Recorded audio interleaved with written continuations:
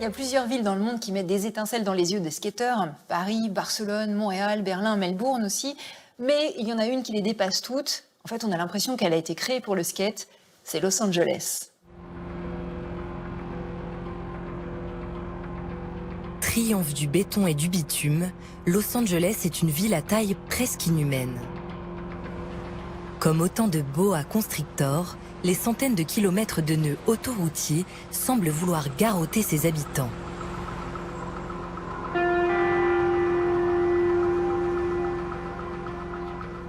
Mais dans cette cité de la voiture reine, des rebelles de l'espace urbain ont osé développer un mécanisme de défense pour ne pas se laisser étouffer.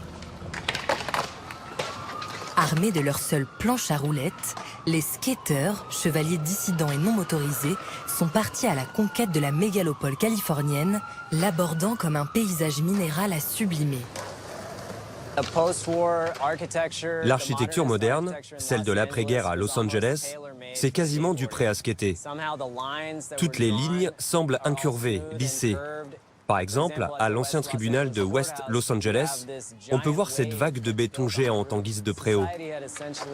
La société a beau avoir considéré tous ces skateurs comme des bons à rien, eh bien, avec leur vision, ils ont rendu la ville plus humaine que les architectes ne l'auraient jamais imaginé.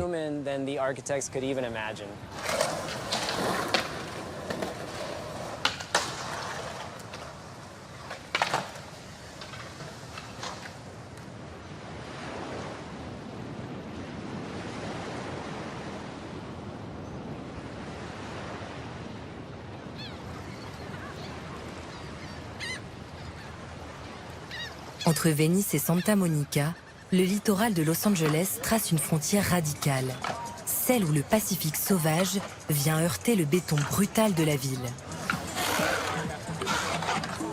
Au début des années 70, une douzaine de jeunes surfeurs locaux, en rupture familiale, détournent le skateboard, un jouet pour gamins, et lui insufflent une nouvelle existence rebelle. Sans famille fixe, ces chiens fous s'en construisent une.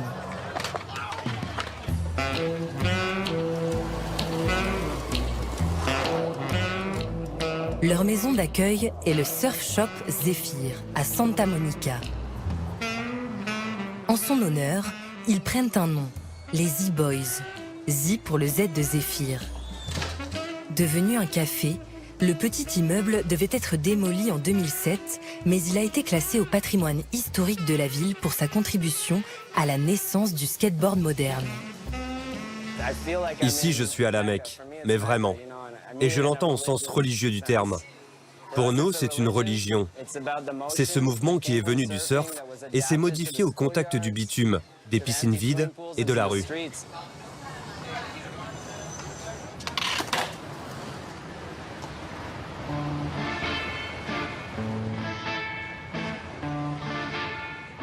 Au milieu des années 70, derrière son décor de fête foraine, Venise a des allures de ghetto de bord de mer.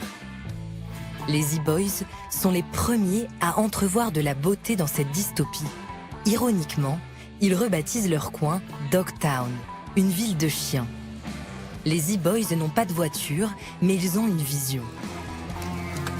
Passant ses journées entre rue et surf, le clan transmue son environnement. Grâce à l'imagination de ces laissés-pour-compte du rêve californien, Dogtown devient la toile vierge d'une nouvelle forme d'expression libre et explosive. Ils venaient tous de foyers brisés, ils étaient en errance. La jetée est devenue leur spot de surf, mais aussi leur cachette, où ils pouvaient fumer de l'herbe et faire les cons. Ils ont commencé à faire du skate les jours sans vagues. Le hasard fait qu'au milieu des années 70, il y a eu la pire sécheresse depuis 100 ans. Tout d'un coup, plus personne ne pouvait remplir sa piscine. Et la Californie a la plus grande concentration de piscines privées au monde. En plus, le code de construction exige que ces piscines aient des parois incurvées pour éviter qu'elles ne s'écroulent en cas de tremblement de terre. Les Z-Boys ont de suite capté. Ils se sont dit, c'est fait pour le skate.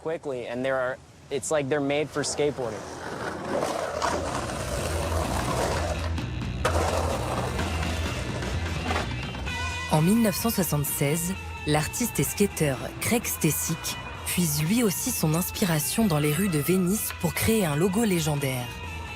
En reprenant le graphisme d'une église du quartier, New Bethel, il sanctifie Dogtown comme nouvelle religion. Tony Alva, Jay Adams, Stacy Peralta et tous les autres Z-Boys en sont les icônes sacrées. De nos jours, en conduisant dans West Los Angeles, Santa Monica et Venice, on peut voir des fresques des Z-Boys presque partout. Ce sont devenus de vrais héros de la culture populaire du coin. Ils ont créé cette chose que le monde entier connaît aujourd'hui, mais qui est partie de ce coin de Californie.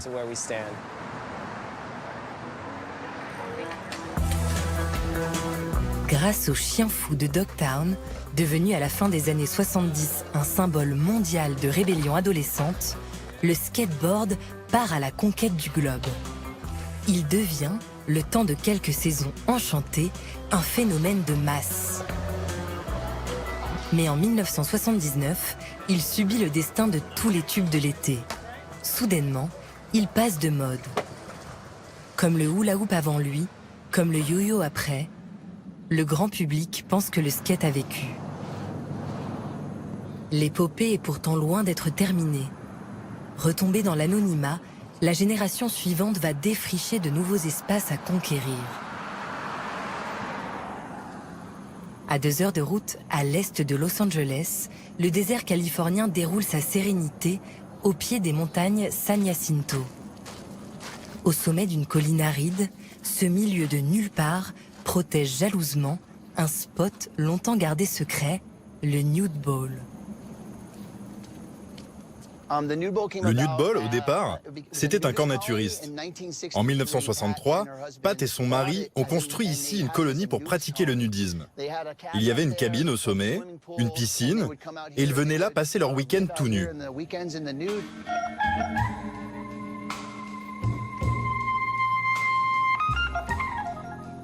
Mais en 79, ils sont partis.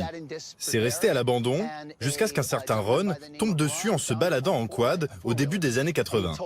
Il en a parlé à 2 skaters, Kevin Skiba et Eddie Elguera. Ils se sont pointés, la piscine était remplie de vieilles machines à laver et d'ordures.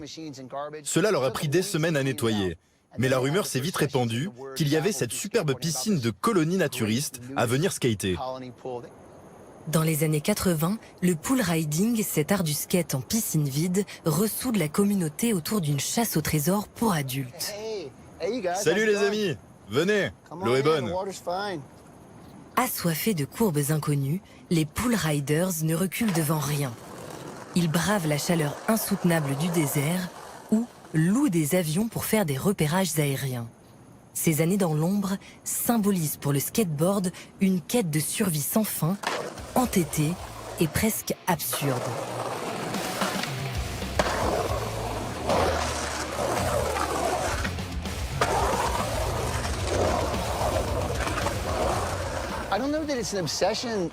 C'est vrai que je suis un peu obsédé par les piscines, mais cet endroit, en particulier, attire des gens du monde entier. J'y ai entendu des gens parler toutes les langues, sans se comprendre. Mais on fait du skate, et elle s'établit comme ça, la communication. La plupart des skateurs sont un peu étranges, plus artistes, plus libres.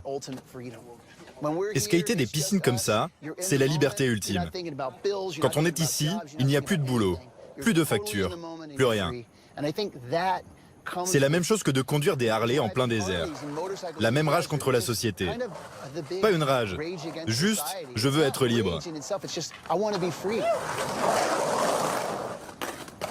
À l'aube des années 90, le skateboard s'illustre de façon inattendue. Il devient porteur de messages politiques. Aux antipodes de ces étendues dénudées, à West Los Angeles, un quartier paisible abrite en toute discrétion un dangereux agent provocateur, le dessinateur Todd Francis.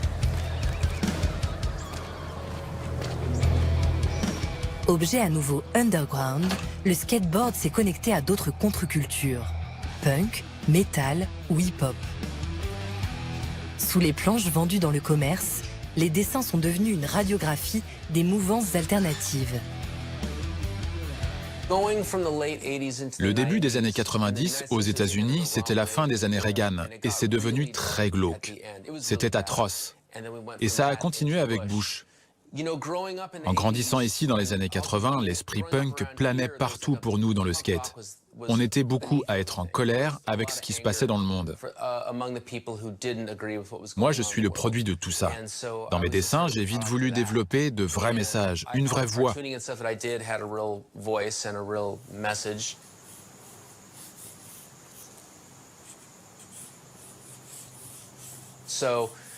Mes thèmes de prédilection, c'est l'écologie, les déchets, le réchauffement climatique, mais aussi le racisme, le sexisme, ce genre de trucs, quoi. Ce type de sujet vous oblige à être vraiment créatif, parce qu'il faut trouver le bon équilibre. Un dessin sous un skate ne peut pas juste être un pamphlet. Ça doit rester léger, même si on a un message à faire passer. Celui-là, il est bien. Du plastique partout. Et là, on découvre qu'en fait, Jésus ne marchait pas sur l'eau, mais sur des bouteilles en plastique. C'était juste un illusionniste. Il m'est presque arrivé de croire qu'une déco sous un skateboard pouvait changer le monde, à sa modeste échelle. Du style, un gamin de 16 ans rentre dans un skate shop et voit ces trucs et se dit « Oui, nique la police !» Ou alors « C'est vrai, je devrais un peu moins aller au fast-food. » Mon truc, c'est d'essayer au moins de montrer les choses sous un autre angle pour rendre le monde un peu meilleur. J'espère que ça fonctionne. Sinon, on est vraiment foutu.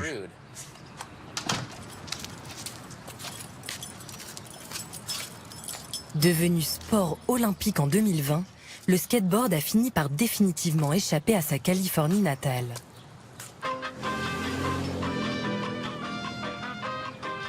Malgré cette banalisation honnie par les puristes, à Los Angeles, il n'a pas perdu l'essence de son manifeste originel, offrir un espace d'accueil sans jugement à toutes les minorités.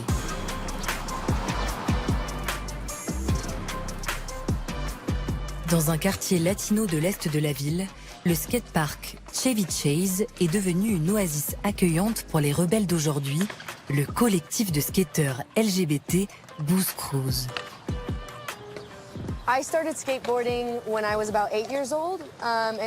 J'ai commencé le skate à 8 ans. Et en tant que jeune personne qui ne s'identifiait pas au genre qui lui avait été assigné à la naissance, j'avais déjà remarqué que le skate était à contre-courant. Je me sentais un peu isolée dans ce monde. Les personnes bi, de couleur, non-binaires et queer sont marginalisées. Et le skate en tant que sport était aussi marginalisé. Bizarrement, alors que c'est très dangereux, je me suis sentie immédiatement en sécurité.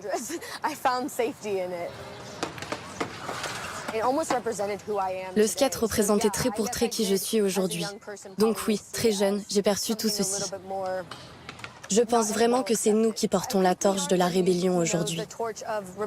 Et je pense qu'on va continuer à être cette force qui guide le skate vers son futur.